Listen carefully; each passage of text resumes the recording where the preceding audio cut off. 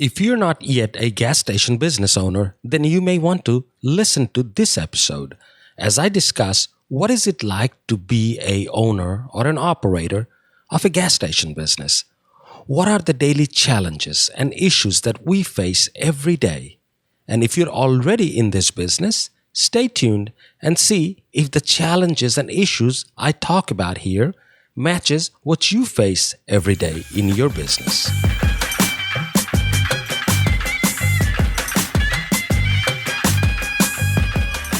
Welcome to the one and only Gas Station Business 101 podcast, where you can learn all the secrets about how to start and operate a gas station business successfully and make money. This podcast is brought to you by the good folks at CSB Academy Publishing Company. And now, here is your host, Shabbir Hossain.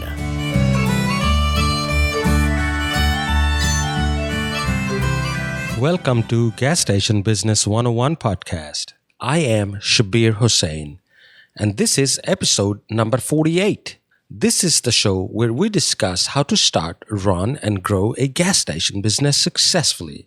And I give you the inside look at many real-life case studies so you can follow and be successful in your own business. Well, today's episode, as you can see, is 8 everyday issues that we face as gas station business owners. The idea for this very episode came from a gentleman named David. He sent me an email a few weeks ago asking about what are the day-to-day challenges that most gas station business owners face. He said in that email that he's looking to get into this business. He just wanted to learn the life that he will have after he gets into this business, because sometimes a business such as this that makes you get involved in the business in so many different ways that your lifestyle can change a little. So he wanted to see if he would be pretty much married to the business, meaning he wouldn't have any other life. And I sent him an email back, said that's not the case, because you will still have a normal life as long as you can manage the challenges. The challenges that I will be outlining here today. And I sent him a message to listen to this episode where I told him that I will discuss every one of these challenges in detail. So here it is. David, if you're listening, enjoy the show. I'm sure if you're a business owner or if you're like me, we all start our day pretty much like everybody else. If you have a job, if you're in a business, regardless, we all get up in the morning and rush over to our business or whatever work we do. And we get our day started with something or other. Some people have a habit of either starting with paperwork. Some people start with counting money and see if everything looks okay. There are various ways people get started. And when I'm talking about getting started, I'm talking about in gas station business. So I will go through some steps as far as what I do every day. But before we get into that, let me just mention the 8 issues that we will discuss here today. Number 1 is cash shortage or overage. I will just mention one by one and then we'll get into the details. Number 2 is error in daily paperwork. Number 3, merchandising issues. Number 4, vendor issues. Number 5 is theft. And under theft, there are 2 categories. Again, one is internal, of course. The other one is external. Number 6 is maintenance issues. Number 7, employee/scheduling issues. Number 8 is various inspections. Okay, let's get into the whole detail. But as we do, let me tell you how my day starts every morning. Typically, when I walk into my store, the first thing I do is I look around to see everything looks normal or not. And if everything is normal, I pick up the paperwork for the previous day, the daily closeout, the shift reports. And we have a system where every shift, they have a bag where they put all their vendors' receipt, the invoices, any type of other errors that they have made in the paperwork, including the shift report and any voids, any overrings, any refund receipts, and along with all the credit card receipts, everything goes into a bag. Other than cash, cash gets into the safe where they drop the money inside the safe. But rest of it stays in a bag. There is no cash in it. So what I usually do is I gather, let's say if it's a 24-hour store, there should be 3 shifts. So there should be 3 bags along with a daily closeout report. The daily closeout is where you get all the day's report, the whole total sales, the credit cards and everything else. I take those, I go inside the office area and I sit down and I open every envelope or bag rather, and I separate all the credit cards, all the voids, all the overrings, and then I staple the shift report on top of the shift printout. And then I look through each shift report to see if there are any errors or any, cash discrepancies. When I say discrepancies, mean if they came up over or short by a huge amount, let's say $30, $40, and onward, could be $100.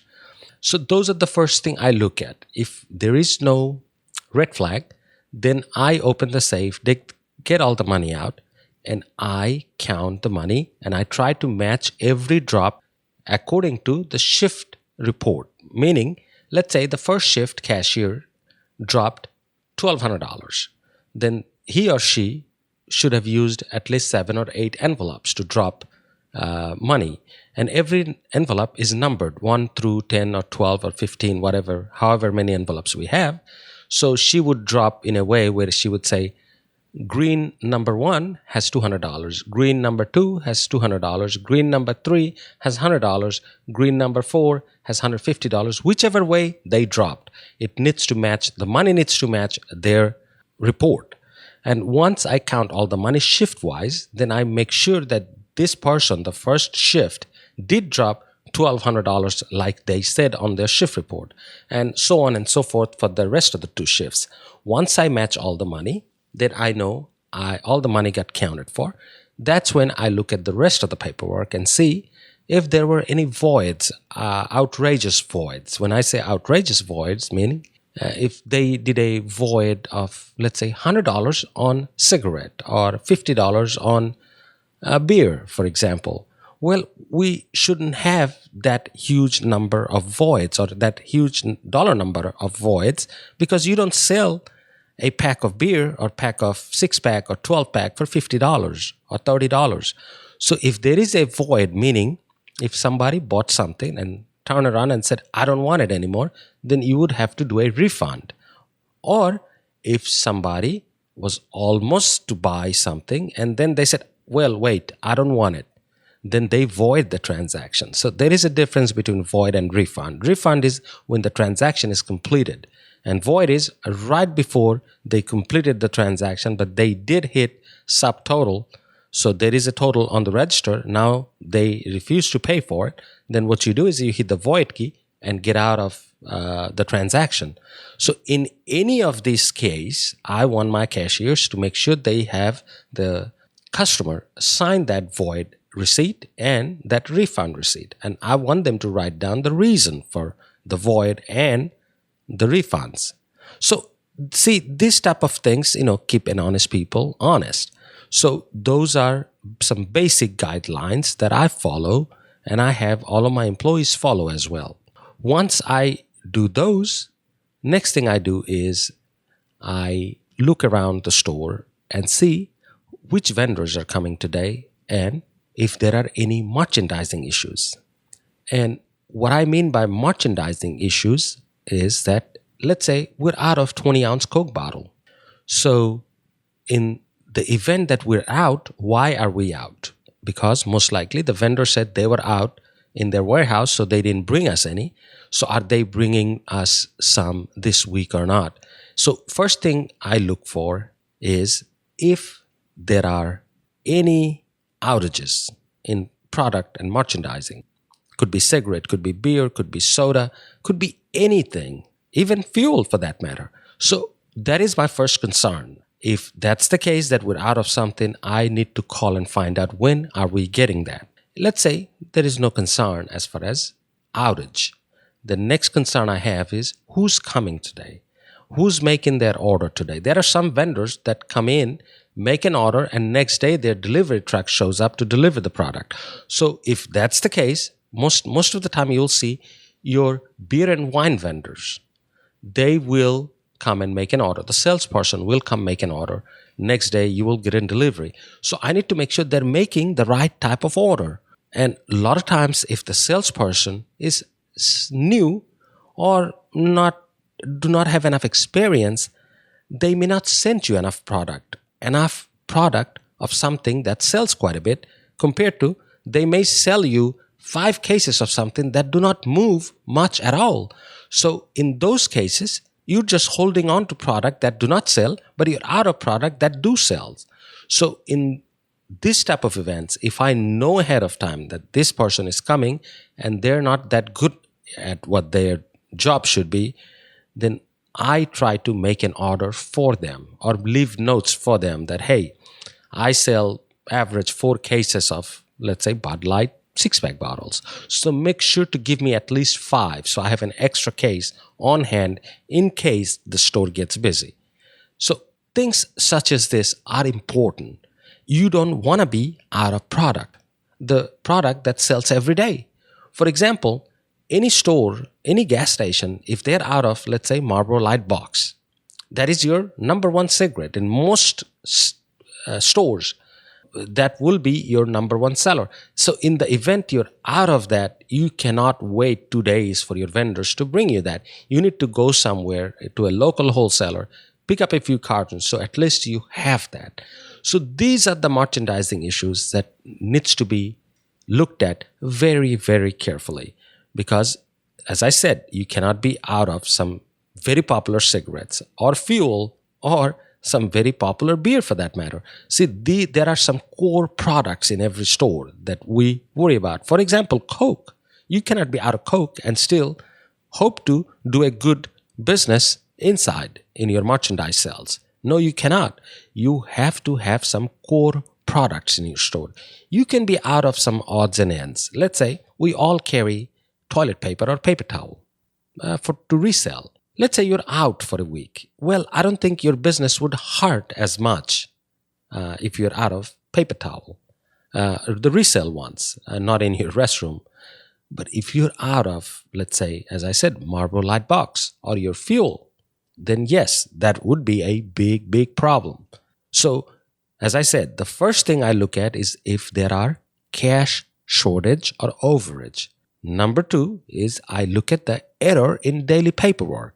For example, as I said, I look at the void tickets, the refunds, and then I match the money and I make sure the credit card that they wrote down that they have taken matches our daily closeout paper. Every register prints out a long report at the end of the day that gives you the total for the whole day.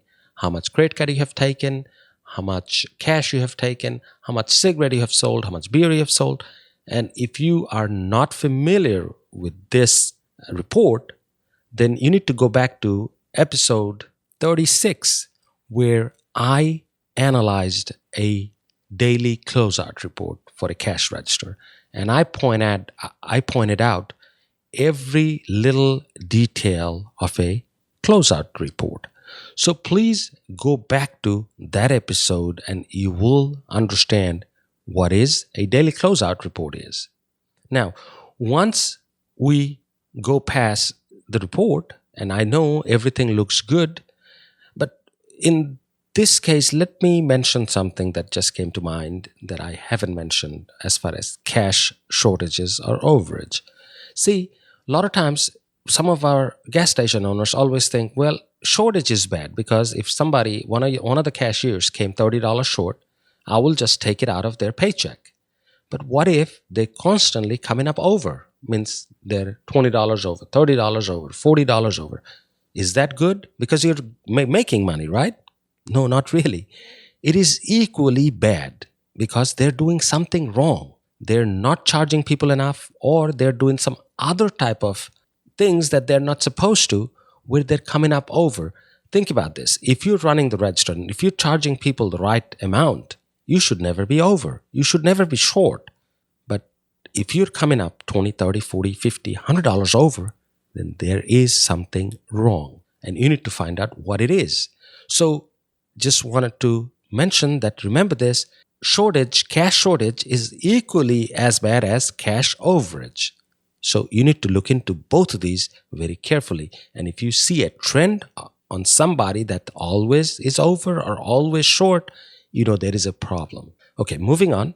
As I said, third would be vendor issues. And as I explained, vendor issues are either you're out of product, or if they're about to make some orders, make sure you leave them enough notes so they understand what they should really sell you and what they should not. Let's say, for example, there is a beer that's fairly new but doesn't sell as much, and they already sold you 5 cases.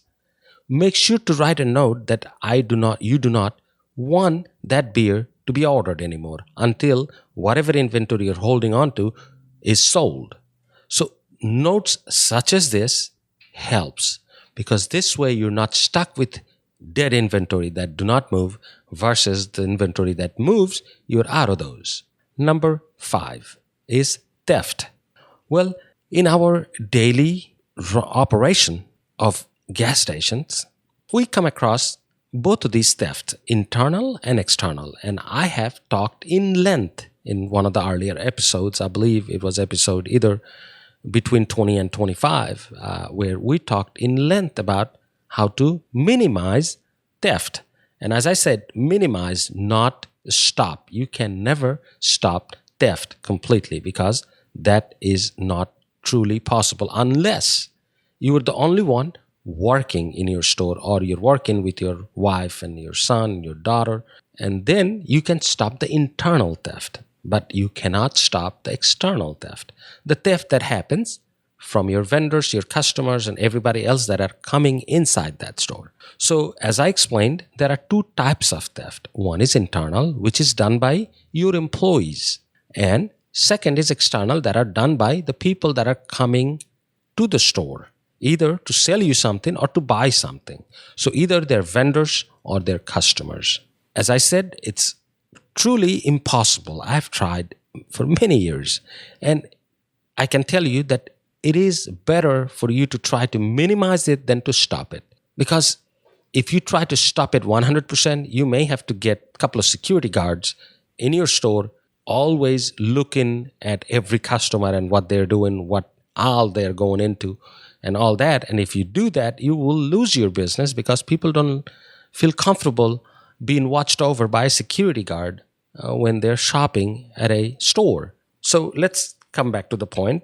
In your daily life, in your daily work life, this would be the 5th thing that you may have to worry about or take some necessary steps time to time, not every day. So, for example, in my case, I look around and make sure that my video cameras are in working condition. And then I will pick out a time slot when I was not at the store and just watch randomly. I would watch about 10 to 15 minutes of video. Let's say I left the store about 3 p.m. So I will pick out right around 5:30. Then I will pick out another time slot right around 7 or 8. And then right around the closing time, just to see what was going on inside the store. It's just a spot check. I call that a spot check. So I may not be able to catch anything, but if I watch long enough, and every day, there might be something that I may catch. It's just a habit I have. And this way I know my cameras are all in focus and pointing to the right direction, because I have had where my employees moved the camera away from the register so I cannot see the register, so they can steal. So if I'm checking the video, I know my cameras have not moved. And that is another reason I check my camera system. And that is both for external and internal theft. Because there are times I have picked out a customer pocketing something, and I usually take a picture of that person and I show it to all my employees and say, make sure the next time this person walks in, you keep an eye on him. And if he does it again or if she does it again, let them know they're not welcome at the store anymore. Remember this, you have the right to refuse service to anybody that you do not want to serve and you think they're harming your business. So I exercise that right whenever I think it needs to be exercised. But remember, another thing is most of your theft can also happen from your vendors. So that one thing I pay attention to every day. And that is what I was talking about when I said for your daily routine, there might be a time where a vendor is coming through the door with products. Make sure you match the invoice with the product. And there are times you will see they count really fast. You need to count at your own pace.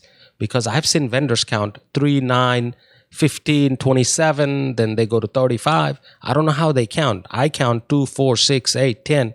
So I tell them to slow down and let me go on my own pace and count.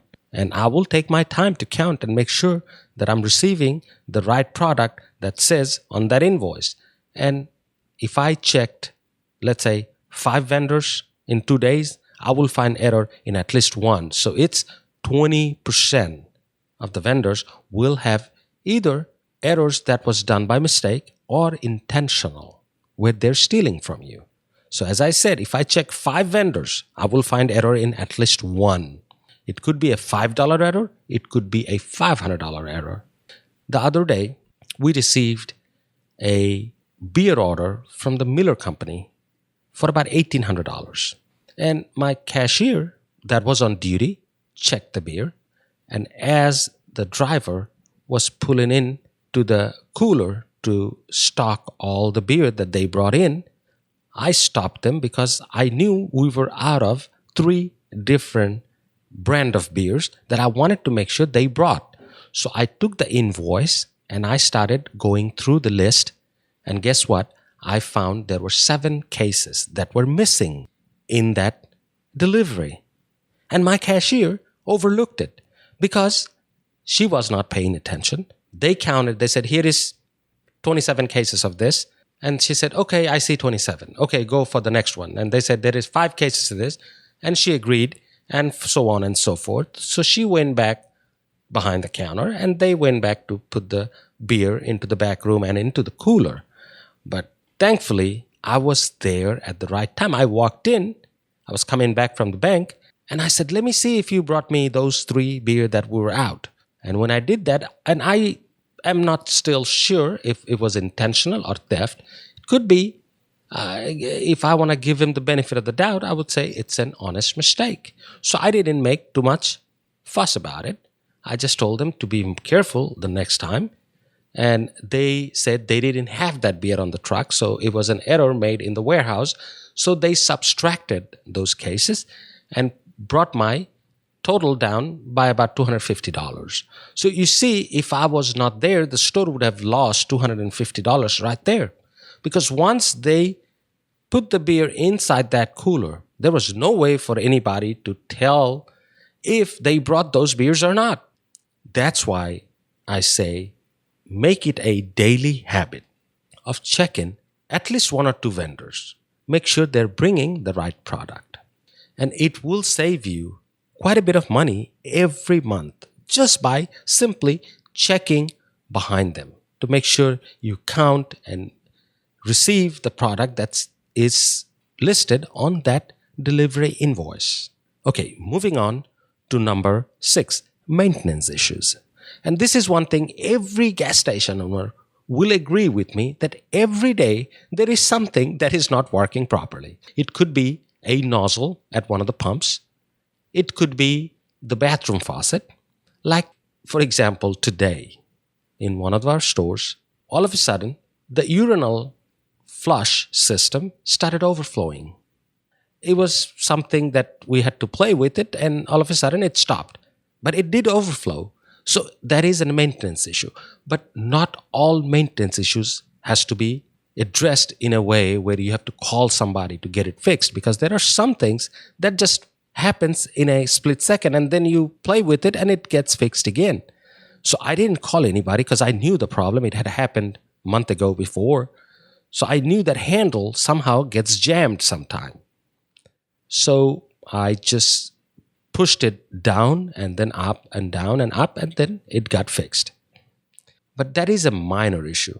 Now, if you may have where you walk in one day to your store and you will see somebody will tell you your cooler is very warm because your walk-in cooler is not working, or that your bathroom is overflowing, or that one of your pump, the nozzle is not working, or that the credit card system is down, or that your fountain machine is not doing properly. It could be a list of things. It could be your register system that's down.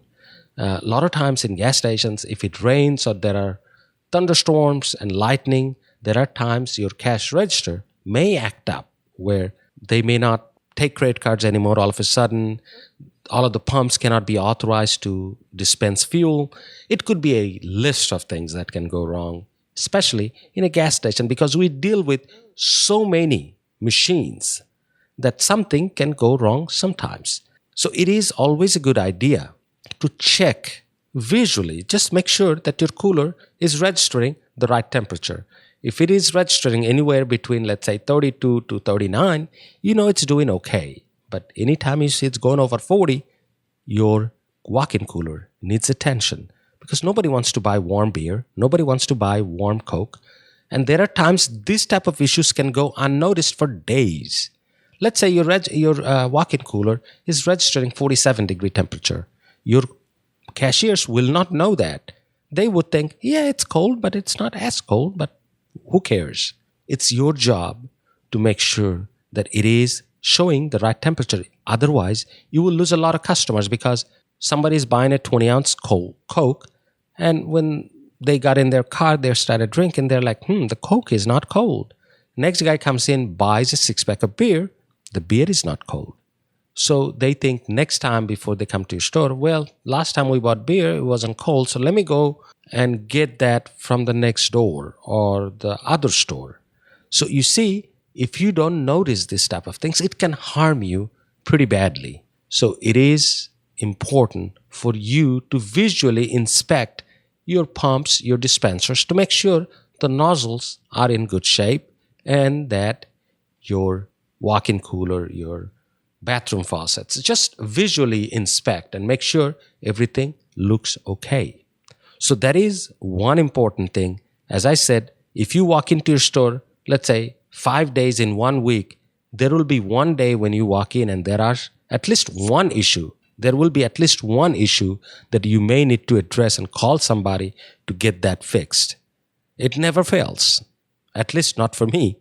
So all these years, I know, and that's why I usually have good connection with at least maybe a plumber, a locksmith, an electrician, an AC guy that I know they're on my speed dial. So anytime anything goes wrong, I usually call them. And then I also have 1 or 2 handymen that can do a little bit of odds and ends job that we don't need to call a professional for. So it's always a good idea to have some good people lined up where you have their numbers and you have good relationship with them, where you know, let's say if your walk-in cooler is down, you cannot have it down for a couple of days. So if you call somebody and they say, I can get to you today, it will be tomorrow, that may be a disaster. So what you want to have is somebody that can say, I'll be there in a couple of hours, and make sure they are and they're fixing the issues. Number 7, employee scheduling issues. Well, when I say it's an employee issue or a scheduling issue, what is that? It means when I walk in to my store, an employee may say, I cannot work tomorrow because I have a doctor's appointment. Or they say, well, even though I'm supposed to work day after tomorrow, I need to change that. I need to switch that with another employee and things such as that. And a lot of these things are beyond your control, because most of these employees have families, they have kids. So a lot of times the kid has some type of illness and they need to go and see a doctor, or they have other issues, or they're sick themselves. So whatever the case may be, every week you will have some employee issues or scheduling issues. So that is another thing you need to worry about every day. And when I say worry about, you don't have to stress over it. Just make sure you have enough employees in your store, so if somebody cannot come the next day or cover their own shift, you can switch and get somebody else to cover. See, these issues can get really nasty when a store, let's say it's a marginal store, it only has 3 employees and it's not 24 hours. And then one gets sick, the other 2 are already working. So who's going to cover that? In that event, it may be you who would have to cover that. And if you're okay with that, that's fine. But if not, if you're like me, where you have other responsibilities in other stores, then I usually have to bring employee from another store to cover a store's hour. But I have seen where it's a single owner store, but they usually have enough employees where they don't give anybody 40, 50 hours. They usually give everybody 25 to 30 hours. So everybody's asking for hours. So if one gets sick and they call the other person, they're very happy to pick up that extra shift because they know they will get a little bit of extra money. And to me, that is the approach I like. You don't give everybody their max hours and have only 3 employees or 4 employees to cover the whole store, because if one gets sick, you are in trouble. So it's always good to have an extra employee. And when I mean extra employee, you don't have an extra employee and not give them enough hours. Instead, divide the hours among everybody where nobody's getting 37, 38, 40 hours. Instead, everybody's getting 25 to 30 hours and at most 35 hours. So let's say you have 2 full-time and 2 part-time. The part-time, when you hire, tell them I can't give you 35 hours. The most I can give you is 20, 25. And that way, anytime you need extra coverage, you most likely can call these people and they will be willing to pick up an extra shift or 2. So there is one more issue that we have to deal with pretty much on a daily basis or at least weekly basis. Number 8, and the final one, is various inspections. Well, what do I mean by various inspections? For example, let me tell you about the last 3 inspections that I have had in one of our stores in just last 30 days. First was an email came from Chevron that said they will be coming for an image inspection. It's not a mystery shopper. It's an image inspection. They would come and check everything out, from your every canopy lights to your dispensers, to if you have squeegees and window cleaner outside, if your parking lot is clean, if your building looks clean, if your front door is clean and presentable, if your store's floor and lighting and everything else looks presentable. So it's a detailed inspection, and if you fail, you're in trouble. So we worked really hard to keep everything clean and everything in working condition, and good thing is we passed it with flying color. Other than just one ding, I should say, that we had, where one of the fuel dispensers, where there was a window cleaner, but there was no paper towel. Well, that was an oversight. We only got dinged by just 1 point out of 100. So I think we scored 99, which is very decent score. But in that same week, health department came in and checked us out and gave us a score of, I believe it was 94 or 95. Because one of the issue they found was my hot water heater was giving out water at a little higher temperature than what it should have been, about 2 degrees higher. Well, health department, if you're thinking how weird that sounds, but health department checks everything. So you need to be careful that if you're selling just coffee and donuts and not the whole deli food, you still have to worry about health department. You still have to worry about your bathrooms working in good condition. You have your dumpster area clean, and then you have your mop sink and your mop bucket, and all of those are in good condition. And all the cabinets under, let's say, the coffee area, the fountain area, are clean. And let's say in some areas, in some states, some local cities, They require that all cabinet, inside the cabinet, has to be a smooth surface, has to be painted where you can wipe it down, and things such as that. I mean, they can be very picky, but once you understand their requirements, you can fulfill those and maintain them properly. So, but health department people will never tell you that they're coming. But they came and inspected us and gave us a list of things that we need to rectify. Even though we didn't fail, but they still gave me a list of things that we needed to do. Third inspection we had was from Department of Weight and Measure. These people come and check to make sure we're dispensing enough fuel. When we say we're giving out a gallon fuel, it is really a gallon. And they make sure that all the stickers are in place. If it's an 87 grade gasoline, there has to be the sticker saying 87.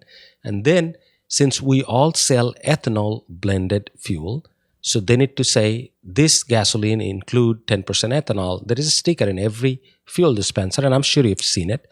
And they noticed that 2 of our stickers were somehow worn out. So they gave us a list of things that needed to be done. And one of the fuel dispenser where the 87 button wasn't lit. You see how much detail they got into. In a daytime, I don't know how they saw it, but they said that button is not lighting up. And they found 3 of these buttons that were not lighting up. So they said we needed to change the light bulb inside there. And there are a couple of other sticker issues. So anyway, they gave us a list and gave us 2 weeks to rectify this. And funny thing is, you have to always call somebody certified who will come fix this and send a report back to these people and said, we fixed it. So you see, in just 30 days, we had 3 major inspections. Out of those 3, one of them we knew about, other 2 were unannounced. So you always have to prepare yourself and make sure you're always ready for inspections. So you know there are no surprises for you. Because what if, let me give you the worst case scenario. That has happened to me once. Health department showed up in a store where I had a deli and they found out our water heater wasn't working. Guess what? They shut the store down for 24 hours. Completely, right away. They said you cannot sell anything right now until you fix that issue. So you can lose a lot of revenue and it can be a bad thing for your business to be closed all of a sudden at 3 in the afternoon, that you close down your store because of some kind of violation. Let's say if your restroom or toilet overflows and the day it overflows, the health department shows up for an inspection. They will shut you down right away until you fix that issue. In my case, I had that water heater replaced in about 3 hours, and I called that inspector, asked her if I could reopen. She said I couldn't until she shows up next morning, measures the temperature, and then she would let me open, which she did show up about 7 in the morning. So after checking, she said I was ready to open. Well, you see, I lost business that day by not being open from 3 p.m. until about 7 a.m. the next morning. So these are the things, if you know there are issues, don't wait till it breaks down. Fix it ahead of time. Be proactive instead of reactive. It saves you money. A lot of times if something breaks down, it breaks something else down on the process. And that way it costs you more to fix that thing. For example, every gas nozzle has a hose attached to it. The hose brings the gasoline towards the nozzle and then you pump the fuel through that nozzle. But did you know that those hoses can burst? But before they burst, they will show you a sign of bulging. So if you inspect any of these black Rubbermaid hoses, you will see if they're weathered out and if they're there for a long time, there can be some small bulge forming. That means in that area, the rubber is getting weaker and there is a bubble coming up and it will burst in a pressure one day when people are pumping fuel. It has happened to me twice in the last many years.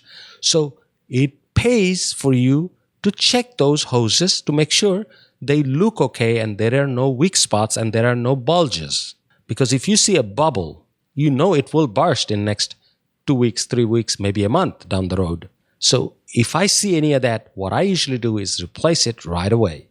Because you know when somebody's pumping fuel and all of a sudden that burst, there can be 20, 30, 40 gallons of fuel pouring down all over that person and on the parking lot. That can create a fire hazard. So these are the things that if you take proactive action, you can minimize some of these disasters. And I'm telling you, these disasters can be pretty big. A lot of times somebody will call the fire department, then the fire department will come and hose down your parking lot and you will be shut down for a couple of hours. So to save your business from all these mishaps, make sure you check things and act proactively. This way, as I said, it will save you money and a lot of headache. Well, that's the episode I had for you today. I wanted to discuss this. These are the issues, and there are other issues that we face, but I think this 8 covers most of it that we do on a daily basis. So once again, a big thanks goes to David, as he's the one who came up with this topic. So this episode is fully dedicated to David. David, thank you.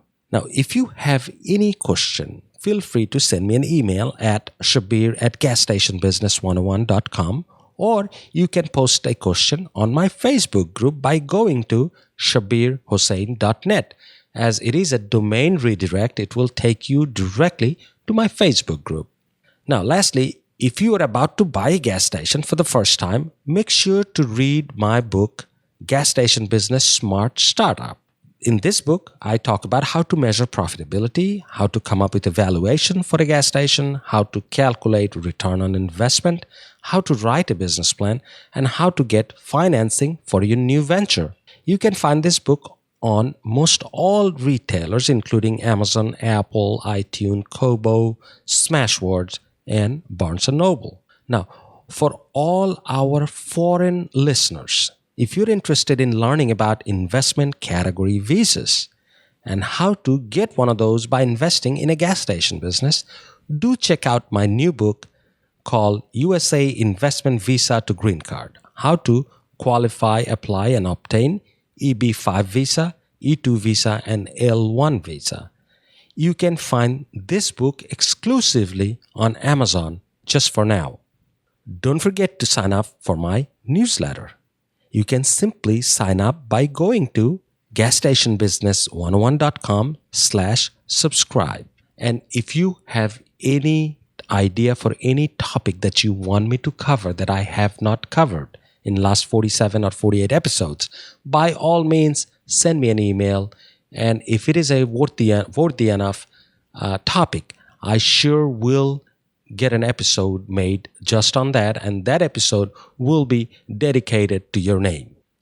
Thank you once again for joining me in this episode, and I will see you in the next one. This has been the one and only Gas Station Business 101 podcast with your host, Shabbir Hossain. This podcast was brought to you by CSB Academy Publishing Company. Be sure to join us next time as we share with you the secrets about how to start and operate a gas station business successfully and make money.